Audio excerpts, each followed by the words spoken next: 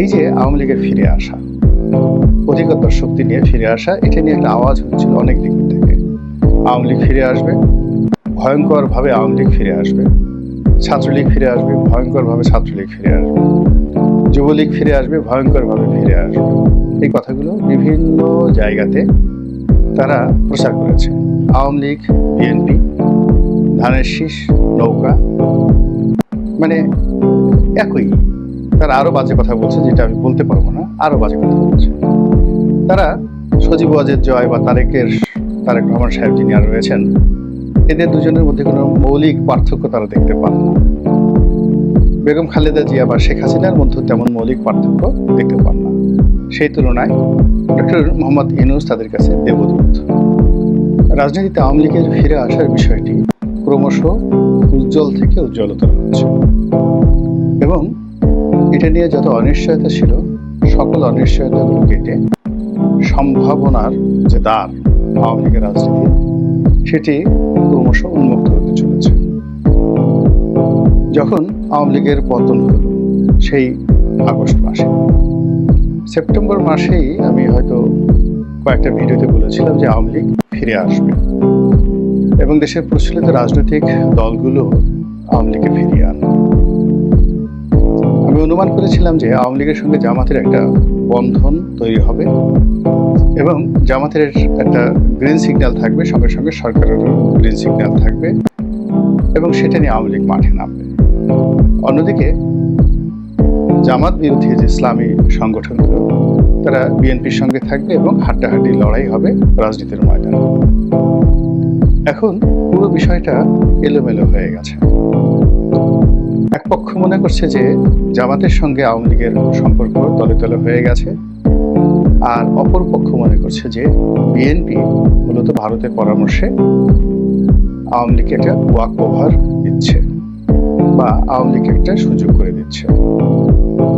ঘটনা যাই হোক না কেন, সেটি নিয়ে আরেকটু পরে আলোচনা করবো, কিন্তু ইতিমধ্যে যে লক্ষণগুলো আমরা দেখতে পাচ্ছি, সেই লক্ষণগুলো নিয়ে কিছু কথা বলা আবশ্যক। প্রথম লক্ষণ হলো ঢাকার রাস্তায় আওয়ামী লীগের ঝটিকা মিছিল, একাধিক ঝটিকা মিছিল। গোপালগঞ্জে বঙ্গবন্ধুর মাজারকে কেন্দ্র করে সেখানে বিপুল সংখ্যক নেতাকর্মীর শপথ গ্রহণ, এবং পুরো গোপালগঞ্জ জেলা সেই আওয়ামী লীগের পতনের পর থেকেই ব্যতিক্রমী আচরণ করছে। সারা বাংলাদেশে একরকম, আর গোপালগঞ্জের দৃশ্য আরেক রকম। এবং এখন এই বাস্তবতায় বাংলাদেশের যে সকল এলাকাতে আওয়ামী লীগের প্রাধান্য রয়েছে এবং যে সকল এলাকার সংসদ সদস্য যারা দুর্নীতি কম করেছেন বা করেননি, সে সকল এলাকা রীতিমতো এখনো পর্যন্ত আওয়ামী লীগের কর্তৃত্বে রয়েছে, নিয়ন্ত্রণে রয়েছে। তারা চাঁদাবাজি করছে না, চাঁদাবাজি অন্য লোক দিয়ে করাচ্ছে, কিন্তু পর্দার আড়ালে থেকে পুরো সামাজিক যে সংহতি, সেই সংহতিতে আওয়ামী লীগের যে অবস্থান, সেটি তারা ধরে রেখেছে। সবচেয়ে আওয়ামী বিরোধী শক্তিদের জন্য দুঃসংবাদ হলো আওয়ামী লীগের সহায় সম্পত্তি দখল করে যারা এতদিন লুটপাট করে আসছিলেন, তাদের জন্য দুঃসংবাদ হলো যে কিছু কিছু জায়গাতে আওয়ামী লীগের নেতাকর্মীরা রুখে দাঁড়িয়েছেন। তারা কিছু সহায় সম্পত্তির দখলে নিয়েছেন এবং কিছু জায়গা থেকে দখলকারীদেরকে মারধর করে দাঁড়িয়ে দিয়েছেন। আবার অনেকগুলো সম্পত্তি, ব্যবসা বাণিজ্য, সেগুলো পুনর্দখল করার জন্য তারা সর্বোচ্চ শক্তি নিয়ে তারা এগিয়ে আসছে। এবং এক্ষেত্রে তাদের পলিসি, অর্থাৎ যদি সমন্বয়কদেরকে মোকাবেলা করতে হয়, তারা জামাতের সাহায্য নিচ্ছে। জামাতকে যদি মোকাবেলা করতে হয়, বিএনপি সহযোগিতা নিচ্ছে। বিএনপিকে যদি মোকাবেলা করতে হয়, তাহলে জামাত এবং সমন্বয়কদের সাহায্য নিয়ে স্থান কাল পাত্র ভেদে তারা দ্রুত সিদ্ধান্ত নিচ্ছে। ইতিমধ্যে শেখ হাসিনার বেশ কয়েকটি অডিও ক্লিপ ভাইরাল হয়েছে। তিনি যেভাবে কথা বলতেন আগে, এই আসছি, কাল আসছি, এটা করবো, ওটা করবো, সেগুলো না বলে অত্যন্ত দৃঢ়তার সঙ্গে বলেছেন যে এখন থেকে আর কোনো ছাড় নয়। যদি ডান গালে কেউ একটি থাপ্পড় মারে, বাম গাল এগিয়ে না দিয়ে যেভাবে থাপ্পড় দিয়েছে ওইভাবে সজোরে প্রতিপক্ষের গালে থাপ্পড় মারতে হবে। এখন এই থাপ্পড় কিভাবে মারবে সেটা ওই স্থানীয় আওয়ামী লীগ নেতাকর্মীদের দায়িত্ব এবং কর্তব্য। নির্যাতিত হয়ে কান্নাকাটি করা যাবে না, নির্যাতিত হয়ে পালিয়ে যাওয়া যাবে না, এবং নির্যাতিত হয়ে কোনো অবস্থাতে পিছু টান দেওয়া যাবে না, রুখে দাঁড়াতে হবে। এখন শেখ হাসিনা সেই কথা বলার পর মাঠের যে রাজনীতি, সেই রাজনীতিতে কিছুটা হলেও গুণগত পরিবর্তন এসেছে। আমরা দেখেছি যে সাবেক পররাষ্ট্রমন্ত্রী প্লাস সাবেক তথ্যমন্ত্রী ডক্টর হাসান মাহমুদ, যিনি খুবই আলোচিত ছিলেন, খুবই সমালোচিত ছিলেন তার জমানাতে, সেই মানুষটির গ্রামের বাড়ি চট্টগ্রামের, তাদের যে গ্রামের বাড়ি, সেই গ্রামের বাড়ি বেদখল হয়েছিল এবং তিনি প্রবাসে আছেন, সুইডেনে আছেন, এটা আমরা সবাই জানি। তো তার সেই বাড়িতে হঠাৎ করে দেখা গেল যে তার নিজস্ব লোকজন সেখানে বসবাস শুরু করেছে এবং সেই দৃশ্য ধারণ করার জন্য স্থানীয় কিছু সাংবাদিক যখন ক্যামেরা নিয়ে সেখানে উপস্থিত, অমনি সেই বাড়িতে যারা বসবাসরত লোকজন তারা সেই সাংবাদিকদের উপরে রীতিমতো ঝাঁপিয়ে পড়লো, ক্যামেরা ভাঙচুর করলো এবং তাদেরকে সেখান থেকে তাড়িয়ে দিল। এরকম একটা ভিডিও ফুটেজ রীতিমতো ভাইরাল হয়ে পড়েছে। স্থানীয় সাংবাদিকরা চিৎকার করে বলছিলেন যে পুলিশ তাদেরকে কোনো সহযোগিতা করেনি, বরং দাঁড়িয়ে দাঁড়িয়ে তারা তামাশা দেখছিল।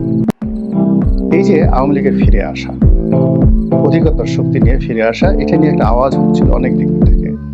আওয়ামী লীগ ফিরে আসবে, ভয়ঙ্করভাবে আওয়ামী লীগ ফিরে আসবে, ছাত্রলীগ ফিরে আসবে, ভয়ঙ্করভাবে ছাত্রলীগ ফিরে আসবে, যুবলীগ ফিরে আসবে, ভয়ঙ্করভাবে ফিরে আসবে। এই কথাগুলো বিভিন্ন জায়গাতে তারা প্রচার করেছে। কখনো কখনো যে কোনো রেল স্টেশন, কখনো কখনো কোনো মসজিদ, কোনো সরকারি দপ্তর, এমনকি ব্যাংক বিমার যে অফিসগুলোর যে সাইনবোর্ড থাকে, সেই সাইনবোর্ডে, ডিজিটাল সাইনবোর্ডে হঠাৎ করে এই শব্দগুলো ভেসে উঠত। ছাত্রলীগ ফিরে আসছে আগের চেয়ে শক্তিশালী হয়ে, আরো ভয়ঙ্করভাবে।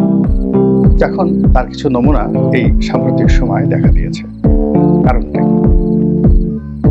এই কারণের পেছনে আপনি 100টি কারণ ধরতে পারবেন। প্রথম কারণ হিসেবে বলা যেতে পারে বর্তমান অন্তর্বর্তীকালীন সরকারের যে ব্যর্থতা, এটি ক্রমশ মানুষের সহ্যের সীমা ছাড়িয়ে যাচ্ছে। 2 নম্বর হলো সরকার যা কিছু করার চেষ্টা করছে সবই লোক দেখানো, মানুষজন বিশ্বাস করছে না এবং তাদের কর্মকাণ্ড, কথাবার্তা সবকিছুর মধ্যেই কাজের চাইতে নাটক বেশি। আমরা যে কথাগুলো বলি, নাটক কম করো প্রিয়। এর ফলে মানুষের মুখ দিয়ে বের হয়ে যাচ্ছে আগেই ভালো ছিলাম।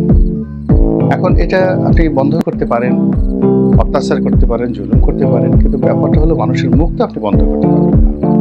সে মানুষের মুখ থেকে July, August, September, October, November, অর্থাৎ 2024 সালের নভেম্বর থেকেই মানুষের মুখ থেকে বের হয়ে যাচ্ছে যে আগেই ভালো ছিলাম।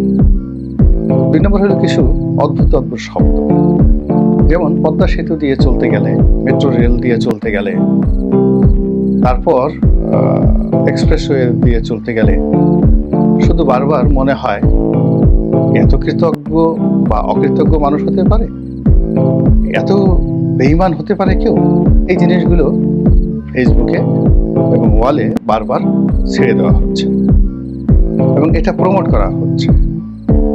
ফলে কি হলো, আওয়ামী লীগ জমানার যে উন্নয়নমূলক কর্মকাণ্ড, তার পেছনে যে হাজার কোটি বা লক্ষ কোটি টাকার যে দুর্নীতির অভিযোগ, সেই অভিযোগগুলোকে ক্রমশ ভুলিয়ে দেওয়া হচ্ছে এবং এটাই আমাদের দেশের নয়, সারা দুনিয়ারই একটা সাধারণ ট্রেন্ড। মানুষ বর্তমানকে স্মরণ করে, অতীতকে ভুলে যায়।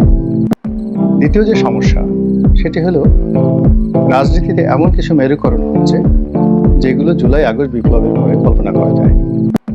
এখন আমাদের দেশের শতকরা 100 জনের মধ্যে 100 জন মানুষ বিশ্বাস করেন ডক্টর মোহাম্মদ ইউনূস রাজনীতি করতে চান, তিনি ক্ষমতায় থাকতে চান। তাকে ক্ষমতায় রাখার জন্য নানা রকম কৌশল অবলম্বন করা হচ্ছে এবং ছাত্রদের যে নাগরিক পার্টি করা হয়েছে, যেটিকে কিংস পার্টি বলা হয়, এই কিংস পার্টি সহ আরও একাধিক পার্টি তৈরি হচ্ছে এবং হওয়ার প্রক্রিয়াতে রয়েছে। এই সকল পার্টির যিনি প্রধান, তিনি ডক্টর মোহাম্মদ ইউনূস। এটি জনগণ স্বাভাবিকভাবে নিতে পারছেন না একটা অংশ। আরেকটি অংশ মনে করছেন যে আওয়ামী লীগ, বিএনপি, ধানের শীষ, নৌকা, মানে একই। তারা আরো বাজে কথা বলছে, যেটা আমি বলতে পারবো না, আরো বাজে কথা বলছে। তারা সজীব ওয়াজেদ জয় বা তারেক রহমান সাহেব যিনি আরো রয়েছেন, এদের দুজনের মধ্যে কোনো মৌলিক পার্থক্য তারা দেখতে পান না। বেগম খালেদা জিয়া বা শেখ হাসিনার মধ্যে তেমন মৌলিক পার্থক্য দেখতে পান না। সেই তুলনায় ডক্টর মোহাম্মদ ইউনূস তাদের কাছে দেবদূত, তাদের কাছে ত্রাণকর্তা, তাদের কাছে মহামানব। এই মহামানব যারা মনে করছে তারা চান তিনি আরো বহু বছর আজীবন ক্ষমতায় থাকুন। এরপরে যেটি হচ্ছে সেটি হলো বাংলাদেশের যারা ইসলামপন্থী লোকজন রয়েছেন, তারা বিএনপি এবং আওয়ামী লীগ এই দুটো দলের একটিকে পছন্দ করছেন না এই মুহূর্তে। যত মাদ্রাসা পড়ুয়া, ছাত্র, ছাত্রী, শিক্ষক, কর্মচারী, তাদের সংখ্যা যদি 1 কোটি হয়, এই 1 কোটি লোকই এখন আওয়ামী লীগ, বিএনপির পরিবর্তে তারা চাচ্ছে ডক্টর মোহাম্মদ ইউনূস ক্ষমতায় থাকুক। এবং ডক্টর মোহাম্মদ ইউনূস এবং তার যারা লোকজন রয়েছেন তারা এই বিষয়গুলো বুঝে গেছেন। এর ফলে কি হলো, বিএনপি রাজনীতিতে বন্ধুহীন হয়ে পড়েছে। এখন তাকে বন্ধুত্ব খোঁজার জন্য গণ অধিকার পরিষদের পিছনে পিছনে ঘুরতে হচ্ছে। তাকে বন্ধুত্বের জন্য জাতীয় পার্টি, আন্দালিব রহমান পার্থর যে জাতীয় পার্টি, সেখানে ধর্ণা দিতে হচ্ছে। বন্ধুত্বের জন্য তাকে এবি পার্টির যিনি প্রধান জনাব মঞ্জু, তার সঙ্গে দেশে বিদেশে তার সঙ্গে সাক্ষাৎ করতে হচ্ছে এবং তাকে তোয়াজ করতে হচ্ছে। বিএনপি বন্ধুত্বের জন্য আসম আব্দুর রব, মাহমুদুর রহমান মান্না এবং কর্নেল অলি সাহেবের দল থেকে বের হয়ে আরেকটা যে বিকল্প আলাদা যে এলডিপি করেছে জনাব সাদাত হোসেন সেলিম, জনাব সেলিম সাহেবকেও বিএনপিকে পাত্তা দিতে হচ্ছে এবং এদের সবার সঙ্গে সমঝোতা করে, আসন ভাগাভাগি করে তাদের সঙ্গে একত্র রাজনীতি করার জন্য চেষ্টা করা হচ্ছে। কিন্তু বাস্তবতা হলো যে বাংলাদেশের রাজনীতিতে আওয়ামী লীগ, জামাত, জাতীয় পার্টি, এই 3টি রাজনৈতিক দলগুলোর যে ভিত্তি রয়েছে, এদের সমপর্যায়ের অন্য কোনো রাজনৈতিক দলগুলোর ওরকম কোনো ভিত্তি নেই। দ্বিতীয়ত, যারা ভোট ব্যাংক হিসেবে কাজ করে, যে সকল ইসলামী সংগঠন, বিশেষ করে পীর মুর্শিদ কেন্দ্রিক মাজারগুলো রয়েছে, তাদের খাদেম যারা আছেন বা গদিনশীল পীর যারা আছেন, তাদের একটা বিরাট অংশের সঙ্গে এখন আওয়ামী লীগেরই সম্পর্ক ভালো আছে এবং তারা কোনো অবস্থাতেই আওয়ামী লীগকে ছাড়তে চাচ্ছে না। আর রাজনৈতিক সংগঠন হিসেবে হেফাজতের 2টো ভাগ হয়ে গেছে, একটি ভাগ এখন পর্যন্ত একেবারে শেখ হাসিনার জন্য জীবন প্রাণ দিয়ে তারা লড়াই করতে প্রস্তুত। আর অপর অংশটি যারা শেখ হাসিনা বিরোধী, তারা ডক্টর মোহাম্মদ ইউনূসের সহযোগিতা পাচ্ছেন না, বিএনপির ডাক পাচ্ছেন না, এমনকি অন্যান্য ছোট ছোট যারা পার্টি তাদেরও ডাক পাচ্ছেন, অথচ সংগঠন হিসেবে এরা যথেষ্ট শক্তিশালী। অন্যদিকে আওয়ামী লীগের দীর্ঘদিনের পুরনো বন্ধু কমিউনিস্ট পার্টি, জাসদ, বাসদ, যে নামেই থাকুক না কেন, তারা সবাই মনে প্রাণে দিল্লিমুখী হয়ে আছে, এতে কোনো সন্দেহ নেই। প্রথম আলো, ডেইলি স্টারের মতো বাংলাদেশের যে সকল পত্রপত্রিকা যাদের সঙ্গে শেখ হাসিনার ব্যক্তিগত সম্পর্ক খুব খারাপ ছিল, কিন্তু এই দুটো পত্রিকা সবসময় দিল্লির যে পলিটিক্যাল পলিসি বা পলিটিক্যাল থিওলজি, এই বিষয়গুলো তারা ধারণ করে। তো এখন এই সময়টিতে তারা দিল্লির যে পারপাস সার্ভ করছে, আর অটোমেটিক্যালি তাদের সমস্ত কর্মকাণ্ড আওয়ামী লীগের জন্য ইতিবাচক ফল বয়ে নিয়ে আসছে। এর ফলে আওয়ামী লীগবিহীন বাংলাদেশে রাজনীতির মধ্যে অন্তত 10টি পরস্পর বিরোধী শক্তি দাঁড়িয়ে গেছে। তারা কেউ এককভাবে সফল হতে পারবে না, কেউ কাউকে ক্ষতি করতে পারবে না, কিন্তু নিজেরা নিজেদের ক্ষতি করতে পারবে। আর এই অবস্থায় রাজনীতিতে ভারসাম্য আনার জন্য আওয়ামী লীগের উপস্থিতি জরুরি হয়ে পড়েছে, ইতিবাচক অর্থে, নেতিবাচক অর্থে। এখন আওয়ামী লীগ সেটা কিভাবে নেবে, কার সাথে আসবে, কার সাথে থাকবে, সেটা পরের ব্যাপার। কিন্তু যেহেতু একটা প্রাজ্ঞ দল, অভিজ্ঞ দল, এবং বহু ঘাত প্রতিঘাত তারা অতিক্রম করে এসেছে গত 70 বছরে। তো কাজেই তারা এই সুযোগটিকে কাজে লাগাচ্ছেন এবং কাজে লাগিয়ে ঢাকা শহরে যে ঝটিকা মিছিলগুলো করছেন তা আওয়ামী বিরোধী যারা শক্তি, বিশেষ করে যারা ছাত্র সংগঠন, যারা ছাত্র নেতৃত্ব, এই জুলাই আগস্ট বিপ্লবের যারা অধিকর্তা, তাদের মনে রীতিমতো আতঙ্ক ধরিয়ে দিয়েছে। কিন্তু লাভ হবে না। লাভ হবে না এই কারণে যে এই আতঙ্ক বা আতঙ্কিত হওয়া দুটোই কিন্তু দুর্বলতার লক্ষণ। আর সাহস এটি একটা ভাইরাসের মতো, একবার বাড়তে থাকলে এটা ক্রমশ বাড়তেই থাকে। তো যেহেতু আওয়ামী লীগের যারা লোকজন রয়েছে তারা এখন কথা বলছে, রিক্সাওয়ালা গালি দিয়ে কথা বলছে, ঠেলাওয়ালা কথা বলছে, সাধারণ মানুষ কথা বলছে, এবং আওয়ামী লীগের যারা নেতাকর্মী তারাও বিভিন্ন হাল ধরে, সুরত ধরে তারা কথা বলছে এবং রাস্তায় নেমে আসছে। ফলে মনে হচ্ছে আওয়ামী লীগকে যেভাবে সরকার মোকাবেলা করতে চেয়েছিল অত সহজে মোকাবেলা করাটা সম্ভব হচ্ছে না।